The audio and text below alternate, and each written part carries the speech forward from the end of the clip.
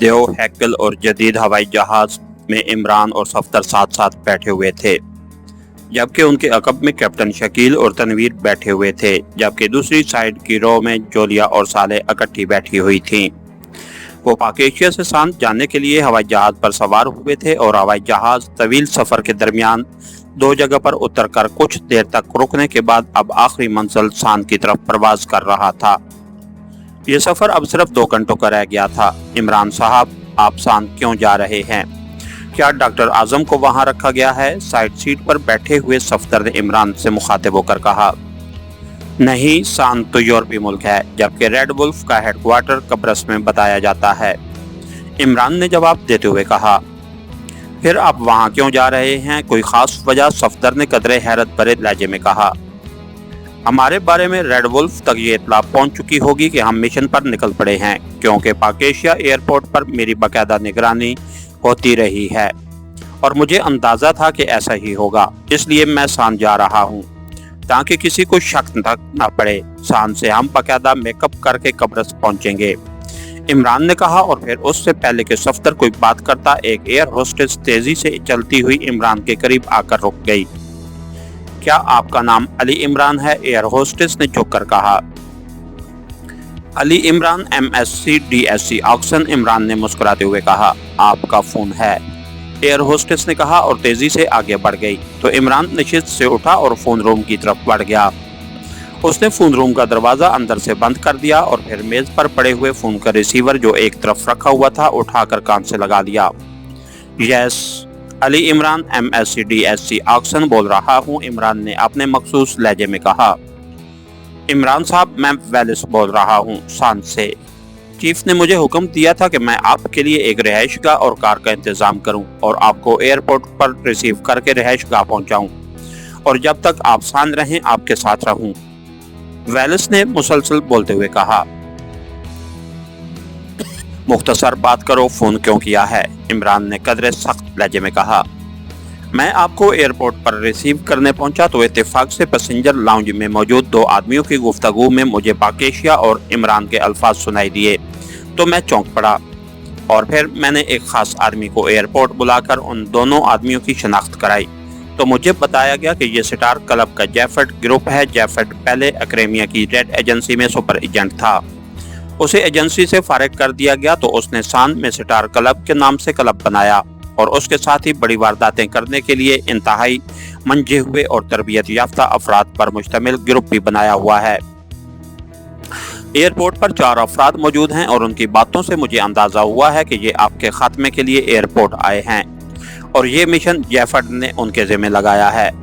انہوں نے airport inquiry office سے معلومات حاصل کر لی ہیں، اور انہیں معلوم ہے کہ آپ کے گروپ کی تعداد 6 ہے، 2 عورتیں اور 4 مرد، ویلس نے تفصیل سے بات کرتے ہوئے کہا۔ شاید وہ اسی طرح گفتگو کرنے کا عادی تھا۔ تو اب تم نے کیا انتظامات کیے ہیں ہمیں وہاں سے بخیریت نکلنے کے لیے؟ عمران نے کہا۔ میں نے لگیج گیٹ کے گارڈ سے بات کر دی ہے، وہ خاموشی سے آپ کو وہاں سے نکال دے گا، میں گاڑی وہیں لے آؤں گا، اور دوسروں کی نظروں میں آئے بغیر ہم اپنی رہائش گاہ پر پہنچ جائیں گے، ویلس نے جواب دیتے ہوئے کہا۔ کس طرف ہے لگیج گیٹ؟ عمران نے پوچھا۔ جہاز سے اتر کر آپ دائیں ہاتھ کی طرف، جس طرف تمام پیسنجر جا رہے ہوں گے ان کے ساتھ چلیں، اور پیسنجر لاؤنج سے پہلے بائیں ہاتھ کی طرف آپ کو لگیج گیٹ نظر آ جائے گا، وہاں سیکورٹی گارڈ موجود ہوگا، آپ اسے چیف کا کوڈ بتائیں گے تو وہ گیٹ کھول دے گا، باہر میں خود موجود ہوں گا، ویلس نے کہا۔ اوکے، عمران نے کہا، اور ریسیور رکھ کر وہ فون روم سے نکل کر واپس اپنی سیٹ پر پہنچ گیا۔ کیا ہوا عمران صاحب، کس کا فون تھا؟ صفدر نے بے چین سے لہجے میں کہا، جبکہ عقبی سیٹ پر بیٹھے کیپٹن شکیل اور تنویر آگے کی طرف جھکے ہوئے تھے، اور سائیڈ سیٹ پر بیٹھی ہوئی جولیا اور صالح دونوں کے چہروں پر بھی تجسس کے تاثرات نمایاں تھے۔ عمران نے مختصر طور پر پوزیشن بتا دی۔ اس کا مطلب ہے ان کے رابطے یہاں سانت میں بھی ہیں۔ کیا یہ ریڈ ولف بین الاقوامی تنظیم ہے؟ صفدر نے کہا۔ یہودیوں کے رابطے کہاں نہیں ہوتے، اس ریڈ ولف کے پیچھے اسرائیل اور یہودی ہیں۔ بہرحال اب ہمیں مزید محتاط رہنا پڑے گا، عمران نے کہا، اور پھر فلائٹ کے لینڈ ہونے پر عمران اپنے ساتھیوں سمیت پیسنجر لاؤنج کی طرف بڑھنے کی بجائے لگیج گیٹ کی طرف بڑھ گیا۔ وہاں ویسے ہی ہوا جیسے ویلس نے بتایا تھا۔ गेट खुलने पर वो बाहर आए तो वहां एक लंबे कद और वर्जिशी जिस्म का मालिक एक आदमी मौजूद था। मेरा नाम वेलिस है, उस आदमी ने आगे बढ़ते हुए कहा। गुड शो, लेकिन हमें फौरन यहाँ से निकलना है वरना हमारे पैसेंजर गेट से ना गुजरने पर वो यहाँ भी चेक कर सकते हैं। इमरान ने कहा। आइए, इधर वैगन मौजूद है, वेलिस ने कहा। एक साइड पर जदीद मॉडल की लग्जरी वैगन मौजूद थी। इमरान और उसके साथियों की तादाद 6 थी और साथ वेलिस खुद मौजूद था, इसलिए कार ले आने की बजाय वो लग्जरी वैगन ले आया था और फिर वो 1 घंटे बाद एक रिहायशी कॉलोनी में मौजूद एक औसत दर्जे की रिहायश गाह पर पहुंच गया। कहाँ है ये स्टार क्लब और क्या वो जैफर्ड वहां इस वक्त मौजूद होगा? इमरान ने बड़े हाल में जाकर कुर्सी पर बैठते हुए कहा। बाकी साथी भी वहां मौजूद थे। वेलिस इमरान के साथ वाली कुर्सी पर बैठा हुआ था। वहां एक मुलाजिम भी था जिसका नाम जेरी था। इमरान ने उसे सबके लिए हॉट कॉफी बनाने का कह दिया था क्योंकि तवील हवाई सफर के बाद हॉट कॉफी से सारी थकावट उतर जाती थी। यस सर, जैफर्ड अपने क्लब में ही रहता है, 4थी मंजिल पर उसकी रिहाइशगाह है। वैसे वो सारी रात क्लब के ऑफिस में गुजार देता है, जबकि दिन के वक्त वो सोता रहता है, लेकिन इस वक्त वो यकीनन अपने ऑफिस में होगा ताकि अपने आदमियों से आपके बारे में रिपोर्ट ले सके। वेलिस ने जवाब देते हुए कहा। उसके खात्मे से क्या उसका गिरोह तितर बितर हो जाएगा या नहीं? इमरान ने कहा। ना सिर्फ तितर बितर बल्कि खत्म हो जाएगा। लेकिन वेलिस लेकिन के बाद दानिस्ता खामोश हो गया था। तुम उस क्लब में जाते हो या नहीं? इमरान ने कहा। उसी लम्हे मुलाजिम ने हॉट कॉफी के बर्तन और दरमियानी मेज पर रखने शुरू कर दिए और वेलिस खामोश हो गया। कुछ देर बाद कॉफी की एक एक प्याली सामने रखे तमाम अफराद उसे सिप कर रहे थे। इमरान ने जेरी का शुक्रिया अदा किया और वो सलाम करके हाल कमरे से बाहर चला गया। यस सर, कई बार गया हूँ, ये शान का मकबूल क्लब है, यहाँ हर तरह के शोज होते रहते हैं। वैसे भी वहाँ बहुत कुछ ऐसा होता है जो शायद शान में और कहीं ना होता हो। वेलिस ने जवाब देते हुए कहा। तुम्हारे पास यहाँ का तफसीली नक्शा होगा? इमरान ने कहा। यस सर, मैं साथ ले आया हूँ, मुझे मालूम था कि आपने उसे तलब करना है, वेलिस ने कहा और कोट की अंदरूनी जेब से तयशुदा एक नक्शा निकालकर इमरान की तरफ बढ़ा दिया। तुम वाकई समझदार आदमी हो, मैं तुम्हारी तारीफ चीफ से करूंगा, इमरान ने कहा। बेहद शुक्रिया सर, वेलिस ने मुसरत भरे लहजे में कहा। इमरान ने नक्शा मेज पर फैला दिया। हम कहाँ हैं इस वक्त? इमरान ने कहा तो वेलिस ने नक्शे पर एक जगह उंगली रख दी। Josephine colony. इमरान ने नक्शे पर झुककर उस जगह का नाम पढ़ते हुए कहा। अब वो जगह बताओ जहां स्टार क्लब है, इमरान ने कहा तो वेलिस ने एक और जगह उंगली रख दी। इमरान ने उसे गौर से देखा। नक्शा पर वाकई वहां स्टार क्लब के अल्फाज लिखे हुए थे। फिर इमरान ने वेलिस की मदद से जोसेफाइन कॉलोनी से स्टार क्लब तक का रास्ता चेक किया और फिर नक्शा वेलिस को वापस कर दिया। आप सब यहाँ रहेंगे, सिर्फ जोलिया मेरे साथ जाएगी। हमने इस मामले को खत्म करना है। पहले हम दोनों वेलिस के साथ असला मार्केट जाएंगे, वहां से जरूरी असला खरीद कर स्टार क्लब जाएंगे, इमरान ने उठते हुए कहा। मैं भी साथ जाऊंगा, बल्कि तुम यहीं रहो, जोलिया और मैं जाएंगे, तनवीर ने उठकर खड़े होते हुए कहा। जो मैं कह रहा हूँ वही होगा, वहां ज्यादा भीड़ ले जाने की जरूरत नहीं है। आओ जोलिया, इमरान ने कहा तो तनवीर ने सख्ती से होंठ पींचे और वापस कुर्सी पर बैठ गया। वेलिस, हम मेकअप करते हैं, तुम जाकर हमारे लिए मशीन पिस्टल्स ले आओ, इमरान ने कहा। सिर्फ मशीन पिस्टल्स? वो तो यहाँ मौजूद है, मैं समझा आप कोई खसूसी असला खरीदना चाहते हैं, वेलिस ने उठते हुए कहा और फिर उस हाल के एक कोने में मौजूद अलमारी खोलकर उसने उसमें मौजूद मशीन पिस्टल्स निकालकर मेज पर रखना शुरू कर दिए। ओके, तुम्हारा शुक्रिया, अब तुम जा सकते हो, इमरान ने कहा। थैंक यू सर, वेलिस ने कहा और फिर वापस जाते हुए इमरान ने उसे दोबारा रोक लिया। यस सर, वेलिस ने पलटते हुए कहा। ये जेरी काबिले एतमाद है या नहीं? इमरान ने उसके करीब आकर धीमी आवाज में पूछा ताकि उसकी आवाज बाहर न जा सके। 100% आप इस पर मुकम्मल भरोसा कर सकते हैं, वो आपकी खातिर जान दे देगा लेकिन गद्दारी नहीं करेगा। वैसे वो खासा तजर्बेकार आदमी है, वेलिस ने जवाब देते हुए कहा तो इमरान ने उसका एक बार फिर शुक्रिया अदा किया तो वेलिस सलाम करके मुड़ा और हाल कमरे से बाहर निकल गया। अब सब एक्रेमियन मास्क मेकअप कर लें, मैं भी तैयार हो जाता हूँ, फिर उस जैफर्ड से मुलाकात होगी। عمران نے کہا اور اس کمرے کی طرف بڑھ گیا جہاں ویلس نے ان کے بیگ رکھے تھے۔ پھر تقریباً 1 گھنٹے بعد عمران اور جولیا کار میں سوار سٹار کلب کی طرف بڑھے چلے جا رہے تھے۔ ڈرائیونگ سیٹ پر ایکریمین میک اپ میں عمران تھا، جبکہ سائیڈ سیٹ پر جولیا موجود تھی۔ اس نے بھی ایکریمین میک اپ کیا ہوا تھا اور ایکریمینز کی طرح جینز کی پینٹ اور شرٹ کے اوپر لیڈیز جیکٹ پہنی ہوئی تھی۔ کیا اس جیکٹ کو صرف ہلاک کرنا ہے یا اسے پوچھ گچھ بھی کرنی ہے؟ جولیا نے کہا۔ الفریڈ کے بارے میں معلومات اس سے حاصل کرنی ہے۔ ویسے تو وہاں خاصا شور ہوگا اور آسانی سے اس نے بتانا بھی نہیں، کیونکہ وہ ریڈ ایجنسی کا خاصا منجا ہوا اور تربیت یافتہ ایجنٹ ہے، اس لیے کوئی اور طریقہ استعمال کرنا پڑے گا، عمران نے جواب دیتے ہوئے کہا اور جولیا نے اس بات میں سر ہلا دیا۔ پھر تقریباً 1 گھنٹے کی ڈرائیونگ کے بعد وہ سٹار کلب پہنچ گئے۔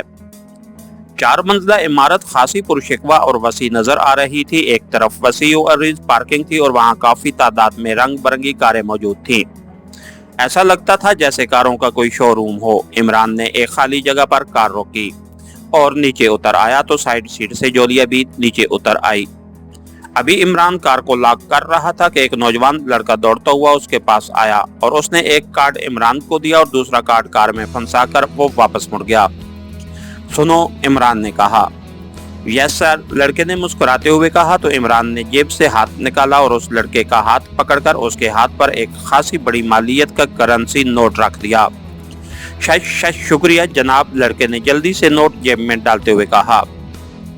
ایک نوٹ اور مل سکتا ہے اگر تم اتنا بتا دو کہ جناب جیفٹ کے آفس کا عقبی راستہ کدھر سے ہے، ہم انہیں سرپرائز دینا چاہتے ہیں۔ بولو، عمران نے جیب سے ایک اور نوٹ نکال کر جھلک دکھاتے ہوئے کہا۔ لیکن اس راستے کا دروازہ اندر سے کھلتا ہے اور وہ شاید بند ہوگا، لڑکے نے جواب دیتے ہوئے کہا۔ تم یہ بات چھوڑو، راستہ بتاؤ، عمران نے کہا تو لڑکے نے تیز تیز لہجے میں راستہ سمجھانا شروع کر دیا۔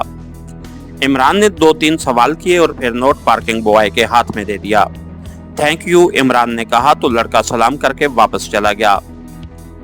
اندر سے راستہ بند ہوا تو پھر تم کیا کرو گے؟ جولیا نے کہا۔ پھر ہجر و فراق کے گیت گاؤں گا، عمران نے کہا تو جولیا بے اختیار ہنس پڑی۔ تمہیں ہجر و فراق کے معنی بھی معلوم ہے؟ جولیا نے ہنستے ہوئے کہا۔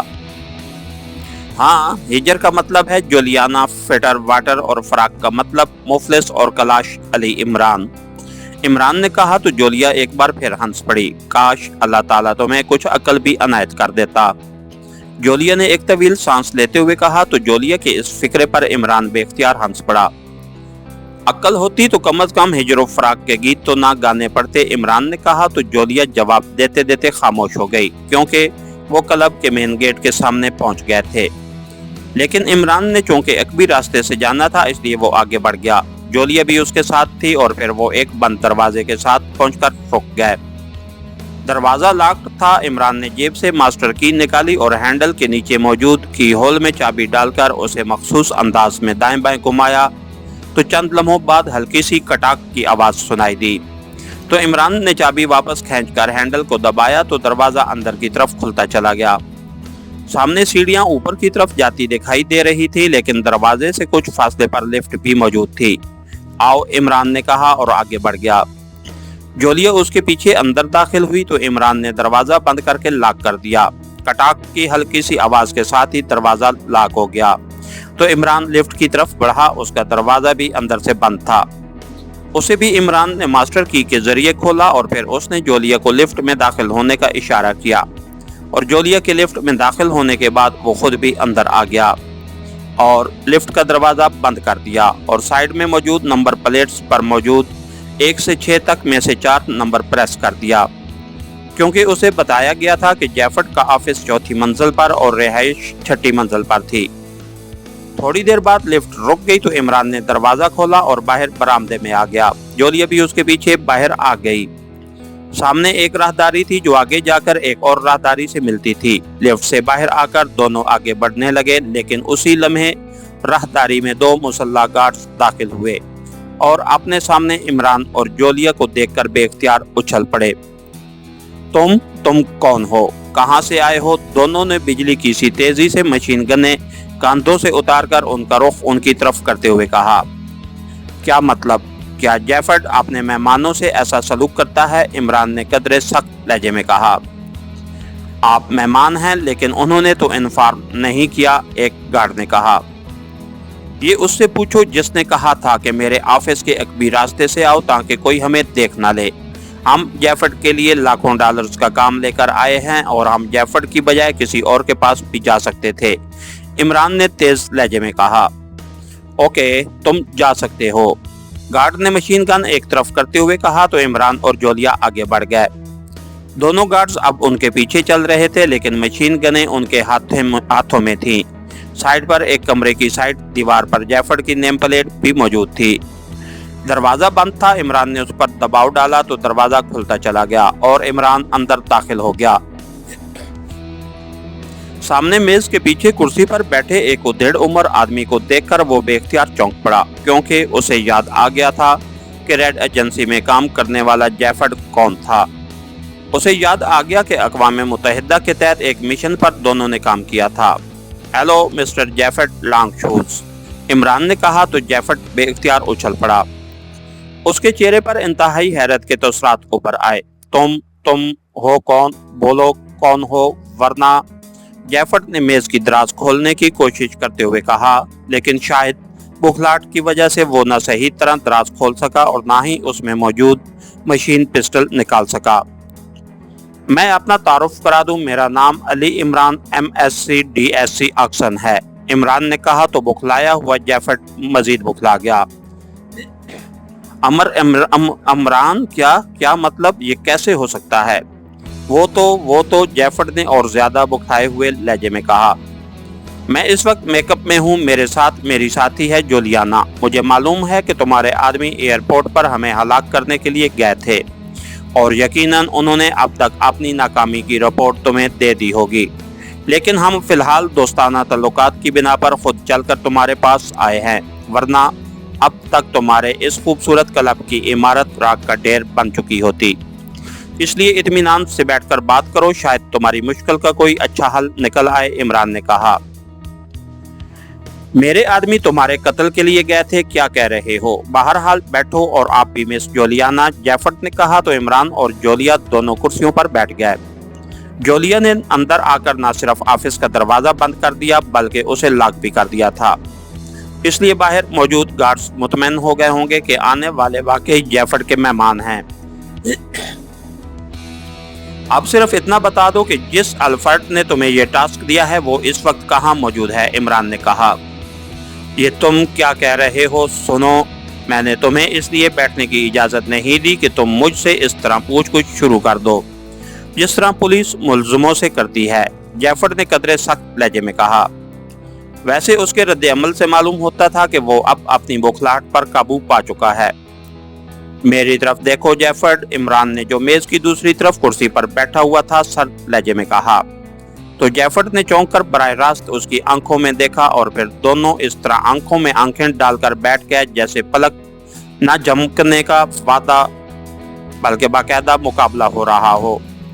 تھوڑی دیر بعد عمران نے ایک جھٹکے سے چہرہ دوسری طرف کر دیا، اس کی آنکھیں پکے ہوئے ٹماٹر کی طرح سرخ ہو رہی تھیں۔ اس کے ساتھ ہی عمران ایک جھٹکے سے اٹھ کھڑا ہوا۔ آؤ چلیں جولیا، عمران نے کہا اور واپس مڑ گیا۔ جولیا بھی اٹھ کر اس کے پیچھے چل پڑی جبکہ جیفرڈ مجسمے کی طرح بے حس و حرکت بیٹھا ہوا تھا۔ اس کی آنکھوں کا رنگ انتہائی سرخ ہو رہا تھا، جیسے پورے جسم کا خون اس کی آنکھوں میں سمٹ آیا ہو۔ عمران اور جولیا باہر آئے اور پھر اطمینان سے چلتے ہوئے اس لفٹ تک پہنچ گئے جس کے ذریعے وہ یہاں تک آئے تھے۔ باہر موجود دونوں مسلح گارڈ خاموش کھڑے تھے۔ کیا ہوا عمران؟ کیا معلوم ہوا ہے؟ کار کے ہوٹل کمپاؤنڈ گیٹ سے باہر نکلتے ہی جولیا نے پہلی بار اپنی طویل خاموشی کو توڑتے ہوئے کہا، یہی کہ ریڈ ولف کی چیف الفرڈ نے اسے یہ ٹاسک دیا تھا۔ اسے معلوم ہو گیا تھا کہ ہم پاکیشیا سے براہ راست فلائٹ کے ذریعے سانت پہنچ رہے ہیں اور صرف میرے قتل پر $50 لاکھ اور پورے گروپ کے قتل پر $1 کروڑ معاوضہ طے ہوا تھا، عمران نے کہا۔ پھر تم نے اسے زندہ کیوں چھوڑ دیا؟ جولیا نے کہا۔ میں نے ITA کے ذریعے صرف اس کے ذہن سے معلومات ہی حاصل نہیں کی بلکہ اس کے ذہن کو احکامات بھی دیے ہیں۔ وہ اب اپنے گروپ کو ہمارے خلاف کام کرنے سے روک دے گا۔ इमरान ने जवाब देते हुए कहा तो जोलिया ने इस बात में सर हिला दिया। इसके साथ ही हमारी आज के एपिसोड का इख्तिताम हुआ। कहानीकार चैनल को लाइक कीजिए, सब्सक्राइब कीजिए और बेल आइकन को प्रेस कर दीजिए ताकि हर आने वाली नई वीडियो आप तक पर वक्त पहुंच सके। शुक्रिया।